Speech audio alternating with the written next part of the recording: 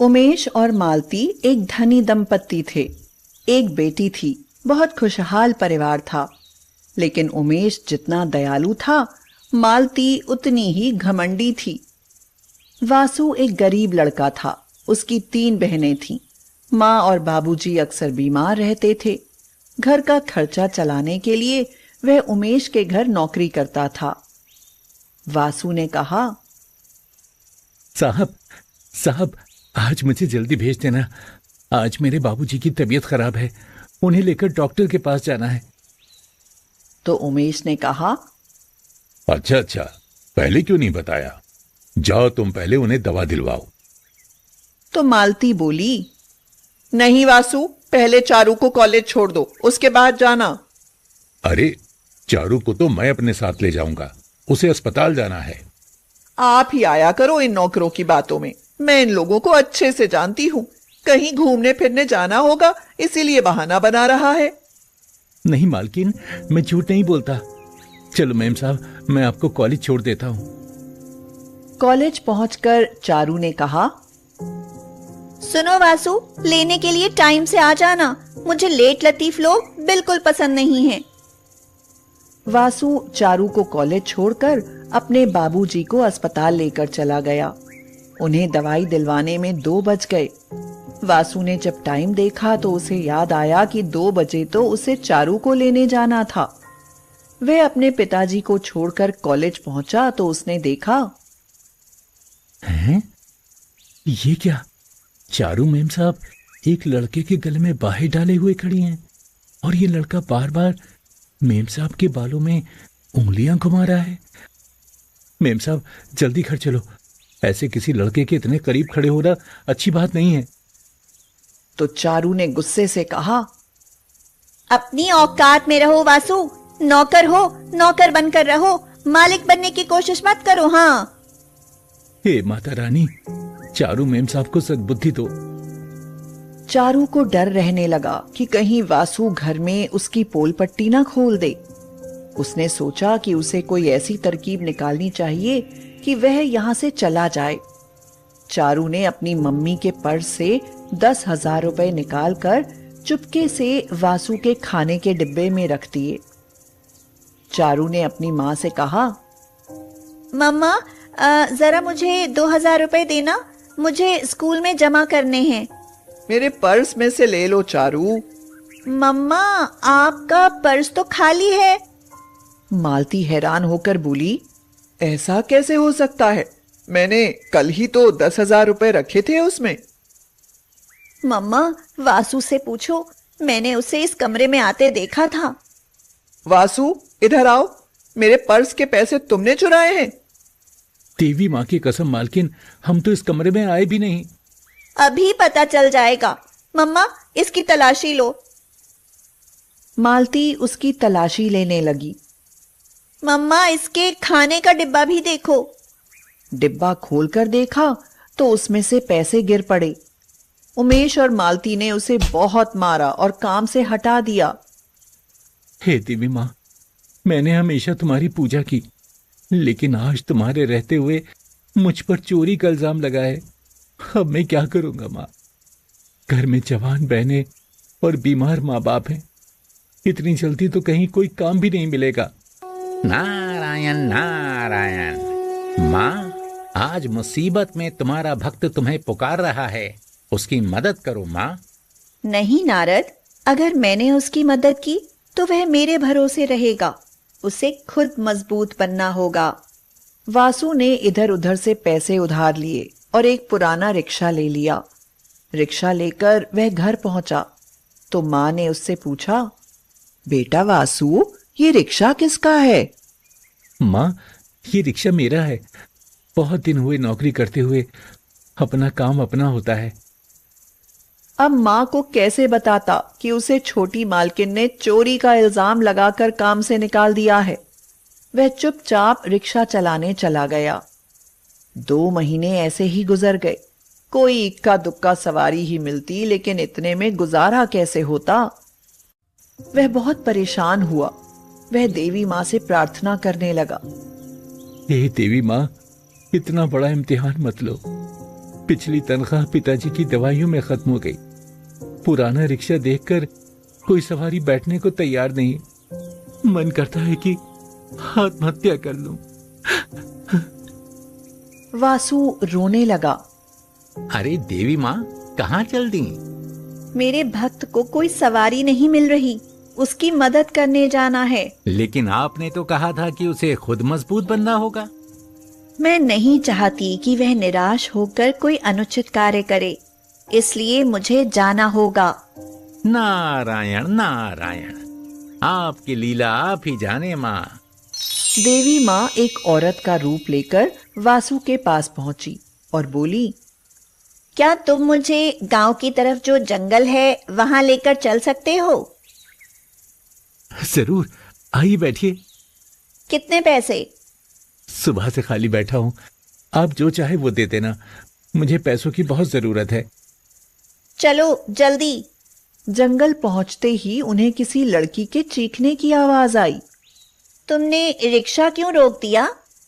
किसी लड़की की चीखने की आवाज आ रही है। शायद कोई मुसीबत में है, मुझे जाकर देखना होगा। लेकिन तुम मुझे ऐसे छोड़कर नहीं जा सकते। इस वक्त कोई मुसीबत में है, पहले मुझे उसकी रक्षा करनी होगी। आप रिक्शे में बैठी रहो, मैं भी आता हूं।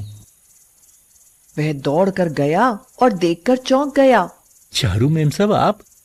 ये तो वही लड़का है ना जो उस दिन आपके साथ था। और ये दोनों कौन हैं? मुझे बचा लो वासु, ये और इसके दोस्त मुझे यहाँ जबरदस्ती ले आए हैं और अब मेरे साथ बदतमीजी कर रहे हैं। मुझे इनसे बचा लो वासु। वासु ने उन तीनों की खूब पिटाई की और चारू को उस औरत के साथ रिक्शे में बिठा लिया। वह औरत बोली, तुम्हारी वजह से मुझे देर हो गई, अब मैं तुम्हें कोई पैसा नहीं दूंगी। कोई बात नहीं, मत देना। लेकिन अगर आज मुझे देर हो जाती तो ये लड़की अपनी इज्जत खो बैठती। अब बताइए, आप कहाँ उतरेंगी? और जहां से लाए थे वहीं उतार देना। वैसे भी मेरा काम नहीं हुआ। ठीक है, लेकिन पहले मुझे इन्हें घर छोड़ना होगा। कोई बात नहीं, तब तक मैं रिक्शे में ही रहूंगी। चारू घर पहुंचकर अपने मम्मी पापा से लिपटकर रो पड़ी। वासु के साथ रिक्शे में देख उन्हें गुस्सा आया और वासु का कॉलर पकड़ते हुए उमेश ने कहा, तेरी हिम्मत कैसे हुई मेरी बेटी के साथ आने की? पापा, वासु से कुछ मत कहिए। अगर आज वह समय पर नहीं पहुंचता तो मैं किसी को मुंह दिखाने के लायक नहीं रहती। वो बेकसूर है। और जो उस दिन वासु के खाने के डिब्बे में पैसे निकले थे, वो पैसे मैंने ही उसके डिब्बे में रखे थे ताकि आप उसे चोर समझकर काम से हटा दो।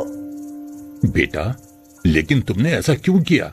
मैं डर गई थी कि कहीं वासु मेरे और उस लड़के के रिश्ते के बारे में आपको न बता दे। लेकिन आज उस लड़के ने ही मेरी जिंदगी खराब करने की कोशिश की और वासु ने मुझे बचा लिया। मालती और उमेश ने वासु से माफी मांगी और फिर से वापस काम करने के लिए कहा। नहीं साहब, रिक्शे में मेरी सवारी बैठी है, मैं चलता हूं। देवी माँ रिक्शे में बैठी हुई अपने भक्त के सच्चे मन को देखकर मुस्कुरा रही थी। मैं आपको यहां ले आया हूं, मेरी वजह से आपका काम बिगड़ गया, उसके लिए माफी चाहता हूं। वह औरत देवी माँ के रूप में आ गई और बोली, वासु, तुम मेरे सच्चे भक्त हो और कोई तुम्हें चोर कहे, ये मुझे बर्दाश्त नहीं। तुम्हें सही साबित करने के लिए मैंने तुम्हारी रिक्शे की सवारी ली। मैं बहुत प्रसन्न हूँ। मांगो, क्या मांगना चाहते हो? माँ, आपने मेरे रिक्शे की सवारी की, मैं तो धन्य हो गया। मुझे और कुछ नहीं चाहिए माँ, बस अपनी कृपा मुझ पर यूं ही बनाए रखना।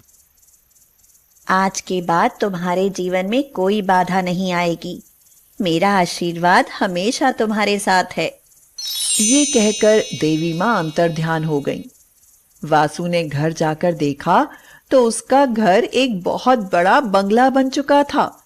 उसकी तीनों बहनें लाल जोड़े में अपने पतियों के साथ खड़ी थीं। वह खुशी से रोता हुआ बोला, आपने मेरी सारी चिंताएं हर ली देवी माँ, आपकी जय हो। तभी वहां उमेश और मालती भी आ गए। वो बोले, वासु, चलो बेटा, फिर से घर वापस चलो, हम तुम्हें लेने आए हैं। मैं अब कहीं नहीं जाऊंगा मालिक, यही रिक्शा चलाऊंगा। ना जाने किस वेश में मेरी देवी मां मेरे रिक्शे की सवारी करने आ जाएं। ये कहकर वासु मुस्कुराता हुआ अपना रिक्शा लेकर चला गया। चंद्रभान नाम का एक गरीब कुम्हार अपनी पत्नी कोमल के साथ बेदपुर में रहता था। चंद्रभान देवी देवताओं की मिट्टी की मूर्तियां, घड़े, बर्तन बनाकर बाजार में बेचा करता था और उससे जो थोड़े बहुत पैसे मिलते उनसे अपने परिवार का पालन पोषण करता था। चंद्रभान मां दुर्गा का परम भक्त था।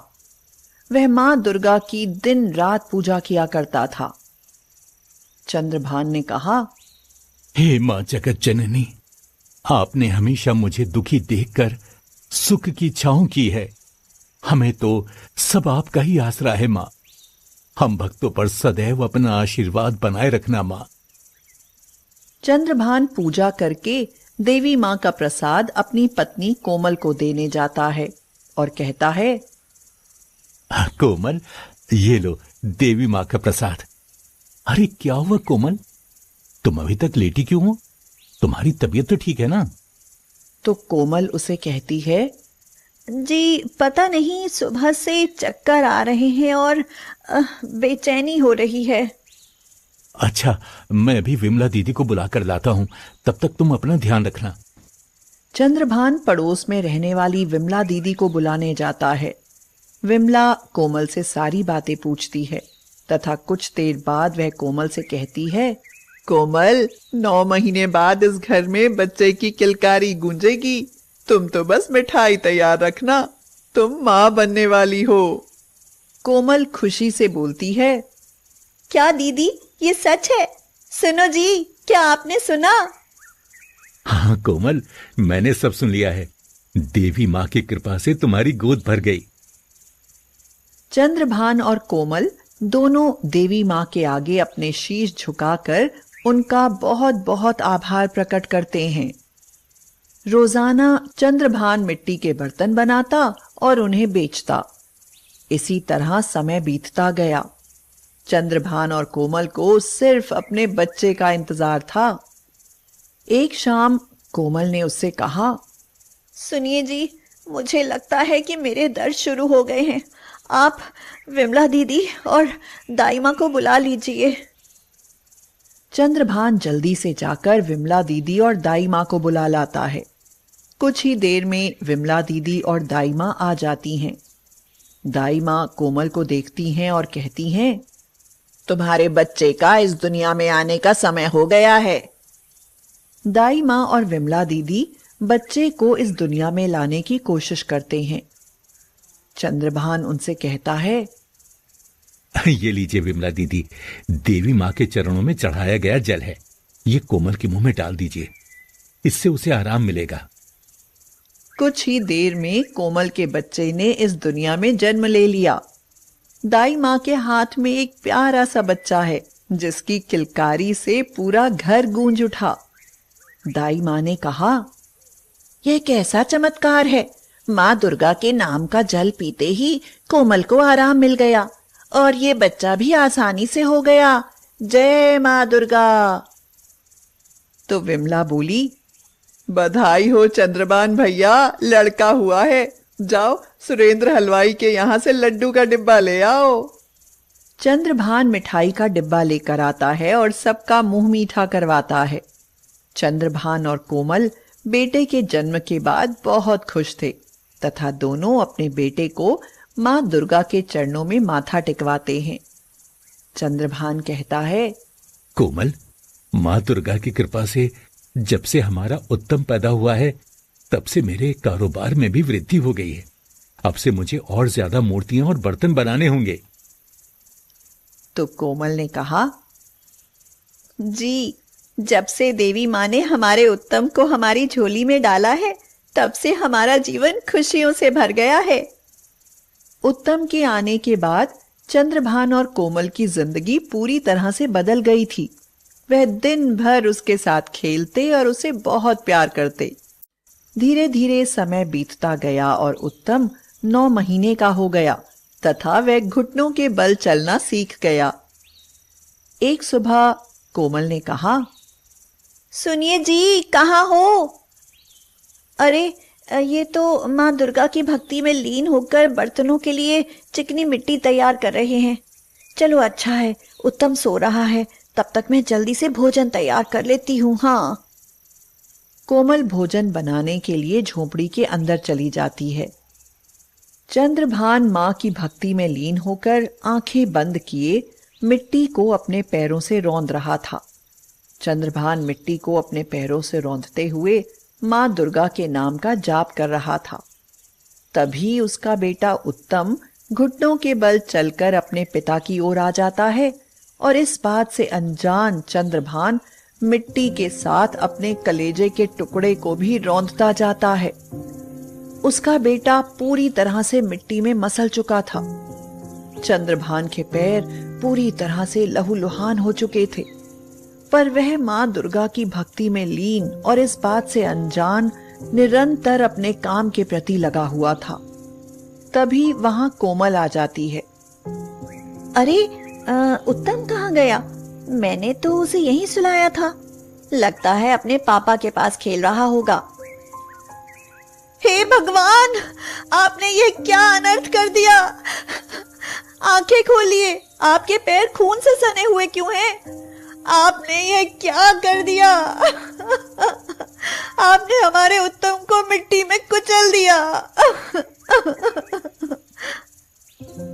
चंद्रभान आंखें खोलता है और देखता है कि उसके पैर खून से सने हुए हैं। नहीं, ये नहीं हो सकता। मैंने अपने बेटे को ही मार दिया। ये कैसा अनर्थ कर दिया मैंने? चंद्रभान और कोमल दोनों ही माँ दुर्गा के चरणों में जाकर विनती करने लगते हैं। हे देवी मैया, हे दुर्गा माँ, मैं तो आपकी भक्ति में लीन था। ये कैसा अनर्थ हो गया मुझसे माँ, कैसा अनर्थ हो गया। हम दोनों अपने लाल के बिना नहीं जी सकते माँ। हम आपके चरणों में सिर पटक पटक कर अपने प्राण त्याग देंगे। हे माँ, अगर आपने हमारी विनती नहीं सुनी, हमारे उत्तम को जीवित नहीं किया, तो पूरी दुनिया हमें कोसेगी कि मैंने अपने ही लाल को मार दिया।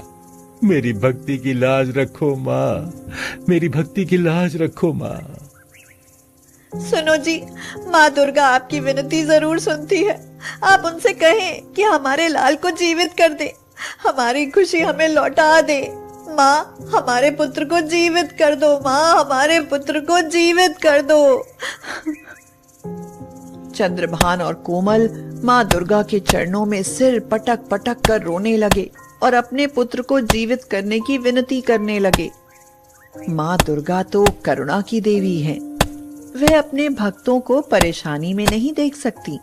चंद्रभान और कोमल की विनती सुनकर माँ दुर्गा ने विराट रूप ले लिया और बोली, पुत्र चंद्रभान, पुत्री कोमल, तुम लोग रो क्यों रहे हो?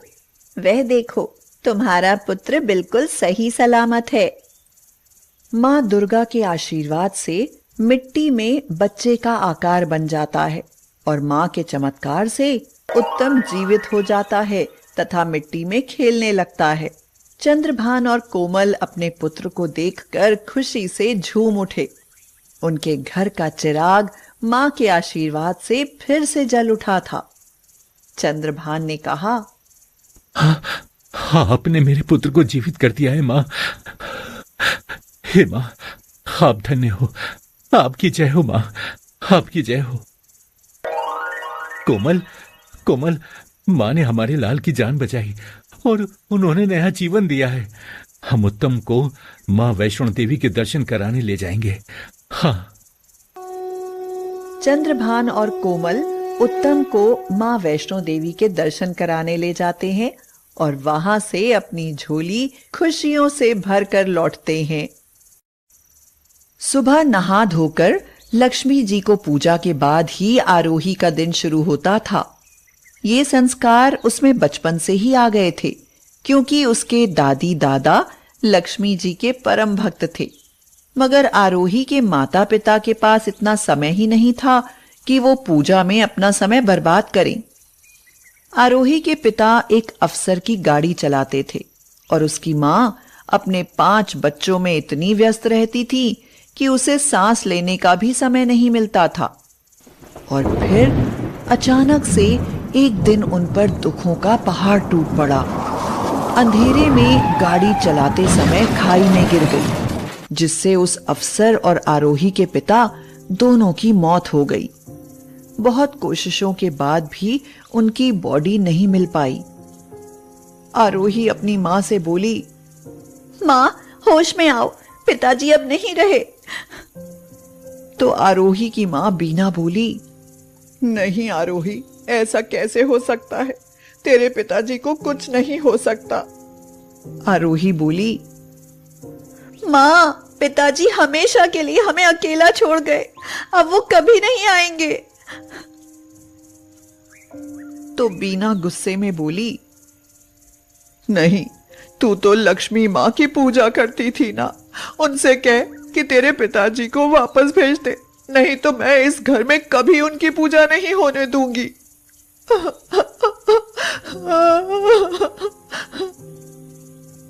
माँ, लक्ष्मी माँ भी आज मुझसे रूठ गई। मैंने बहुत प्रार्थना की मगर वो पिताजी को वापस नहीं लाई। दोनों माँ बेटी गले लगकर रोने लगी। आरोही सबसे बड़ी थी, 3 बहनें और 1 भाई, जिनकी जिम्मेदारी अब उसके ऊपर थी। थोड़ी बहुत मदद उसके पिता के मालिक से मिलती तो उनकी भी मौत हो गई। कुछ ही महीनों में उनके सारे पैसे खत्म हो गए। आरोही ने पूछा, माँ, क्या सोच रही हो? तो बीना बोली, अब सोचने के अलावा जिंदगी में रखा ही क्या है? जब तेरे पिताजी थे तो किसी चीज की फिक्र नहीं थी, और अब? माँ, इतनी चिंता करोगी तो पिताजी की आत्मा को दुख होगा। ज्यादा चिंता ना करो, सब ठीक हो जाएगा। माँ, कैसे ठीक होगा मेरी लाडो? घर में 1 पैसा नहीं है, कोई जमा पूंजी भी नहीं है, कैसे परवरिश करूंगी तुम्हारी? तेरा भाई अगर बड़ा होता तो घर की जिम्मेदारी संभाल लेता, मगर वो तो अभी छोटा है। माँ, मैं हूं ना कोई हल जरूर निकालूंगी। शायद अब कुछ काम करना पड़े, फिर सब सही हो जाएगा। बेटी, काम करने के लिए पैसे भी तो चाहिए। माँ, हमारी जो वो खाली जमीन है उसे बेच देते हैं, उसके बाद उन पैसों से कुछ काम कर लेंगे। आरोही का छोटा भाई दीप बोला, माँ, भूख लगी है, आज आलू का पराठा बना दो ना। माँ, अब बैठो, मैं बनाती हूँ। आरोही पराठे बनाती रही और वो सब खाते रहे, और आखिर में सब सामान खत्म हो गया। आरोही के लिए कुछ नहीं बचा। आरोही की बहन गुनगुन बोली, दीदी, एक पराठा और दो ना। तो आरोही ने कहा, अब तो आलू खत्म हो गए।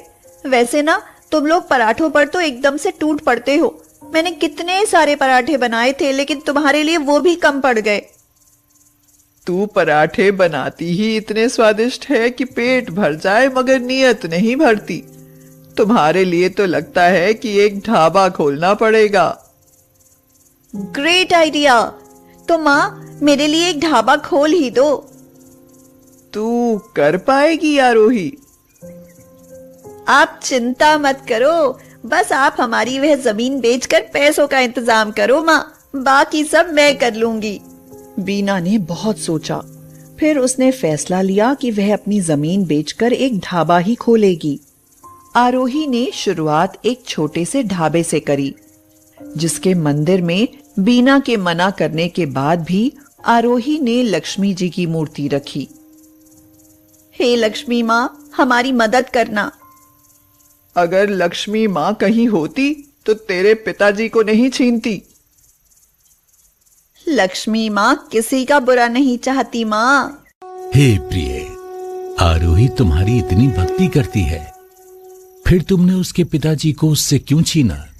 हे नाथ, ये उसके पिता के कुछ कर्म थे जिनकी वजह से अपने परिवार से दूर हो गए, लेकिन मैं अपनी इस परम भक्त को कभी निराश नहीं होने दूंगी। तुम्हारी लीला तुम ही जानो, मगर उसकी माँ तो तुमसे नाराज है। हे नाथ, एक दिन वह भी मान जाएगी। आरोही रोज सुबह लक्ष्मी जी की आरती के बाद ही ढाबे में काम शुरू करती। प्रतिदिन रोज नए ग्राहक बढ़ते गए। उसके पराठे इतने स्वादिष्ट होते थे कि सब उसकी तारीफ करते थे। आरोही ने पराठों के साथ और खाना भी बनाना शुरू कर दिया। एक दिन आरोही ढाबे पर जा रही थी, तभी एक गरीब बूढ़ी विधवा स्त्री सड़क पार करती हुई गिर पड़ी। आरोही ने उसे उठाया और ढाबे पर ले आई। आरोही ने कहा, अम्मा, आप इतनी बुजुर्ग हो, फिर सड़क पर अकेले क्यों चल रही थी? आपके पैर में तो ये इतना बड़ा घाव है, खून भी बह रहा है। घर में कोई है नहीं क्या? कोई बात नहीं बेटी, अकेली हूँ, घर ही नहीं है, फुटपाथ पर रहती हूँ। भूख लगी थी इसलिए खाने की तलाश में जा रही हूँ। अम्मा, आप भूखी हो, मैं अभी खाना देती हूँ। आप पेट भरकर खाना खाइए और फुटपाथ पर रहने की जरूरत नहीं है। अब आप यहीं इसी ढाबे पर रहना। इस बदबू भरे गंदे से ढाबे में मैं कैसे रहूंगी? वैसे भी ये छोटा सा है। आरोही अम्मा की बात सुनकर हैरान थी। फुटपाथ पर लेटने वाली अम्मा को ये ढाबा इतना छोटा और गंदा लग रहा था। आरोही ने कहा, बाहर जो तख्त पड़े हैं ना, मैं आपके लिए उन पर बिस्तर लगा दूंगी, फिर आप आराम से वहां सो जाना। अम्मा को वहां रहते हुए 1 महीना हो गया। आरोही उनके पैर की मरहम पट्टी करती, उन्हें खाना देती और रोज उनका बिस्तर लगाती। बीना ने उससे कहा, आरोही, तूने उन अम्मा को और यहां रख लिया। यहां तक उनका घाव भी खुद ही साफ करके पट्टी करती है। ये ढाबा है, कोई वृद्धाश्रम नहीं है। तो आरोही बोली, माँ, जिस दिन से अम्मा हमारे ढाबे पर आई है ना, उस दिन से ढाबे की आमदनी दुगनी हो गई है। पूरे दिन ग्राहक आते ही रहते हैं, जबकि पहले केवल 2-4 ग्राहक ही आते थे। हो सकता है ये लक्ष्मी माँ का रूप हो। तुझे तो सब में लक्ष्मी माँ दिखाई देती है। काश वो तेरे पिताजी को भी बचा पाती। तभी उनकी बातें सुनती हुई अम्मा वहां आ गई। वो बोली, आरोही, लगता है किसी बात से दुखी हो। तो आरोही ने कहा, कुछ नहीं अम्मा, माँ पिताजी को याद करती रहती हैं। अम्मा बोली, बेटा, हरिद्वार जा रही थी, सोचा जाने से पहले तुझे आशीर्वाद दे जाऊं। बच्ची, तूने मेरी बहुत सेवा की है। कुछ मांगना है तो मांग, तेरी इच्छा जरूर पूरी होगी। अम्मा, मेरा परिवार हमेशा खुश रहे, हमारा ढाबा एक दिन बहुत बड़ा ढाबा बने। इच्छा तो ये भी होती है कि पिताजी कहीं से जिंदा लौट कर आ जाएं, मगर सारी इच्छाएं कहाँ पूरी होती हैं अम्मा। तेरी सारी इच्छा पूरी होंगी बेटी। मैं बहुत खुशी से तुझे आशीर्वाद देकर जा रही हूँ। तू राज करेगी। आरोही के लाख रोकते हुए भी अम्मा वहां से चली गई। अगले दिन जब आरोही ढाबे पर गई तो देखा कि उसका छोटा सा ढाबा बहुत आलीशान ढाबा बन गया है।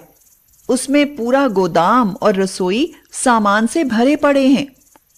थोड़ी देर में उसे उसके पिताजी आते दिखाई पड़े। आरोही और बीना एक दूसरे को देखते हुई हैरानी से बोली, ये सब क्या है? कहीं हम सपना तो नहीं देख रहे? पिताजी, आप जिंदा हो? तो पिताजी ने कहा, हाँ बेटी, गाड़ी खाई में गिरी जरूर थी, लेकिन मैं गाड़ी से निकलकर दूर कहीं झरने के बहते हुए पानी में जा गिरा था, जो मुझे बहाकर बहुत दूर ले गया। कुछ लोगों ने मुझे निकाल लिया, मैं बच गया, तभी तो तुम्हारे पास वापस आ गया हूं। गुनगुन और दीप ने बताया कि तुम दोनों ने ढाबा खोल लिया है। आरोही खुशी से रोती हुई बोली, देखो माँ, मैं कहती थी ना कि लक्ष्मी माँ हमारे साथ जरूर अच्छा करेंगी। बीना को फिर अम्मा की बातें याद आईं। वह बोली, आरोही, वो अम्मा जो आशीर्वाद देकर गई थी वो सब सच हो गए। शायद वही तेरी लक्ष्मी माँ थी। आरोही हाथ जोड़ते हुए बोली, लक्ष्मी माँ, जब मेरे लिए इतना किया तो मुझे दर्शन भी दे जाओ। मैं आ गई आरोही। मैं वही अम्मा थी जिसकी तुमने सेवा की। मैं तुमसे बहुत प्रसन्न हूं। देखो माँ, मेरी लक्ष्मी माँ। माँ, हम पर और हमारे ढाबे पर हमेशा अपनी कृपा बनाए रखना। तथास्तु पुत्री। और ये कहकर मां अंतर्ध्यान हो गईं और आरोही का जीवन खुशियों से भर गया।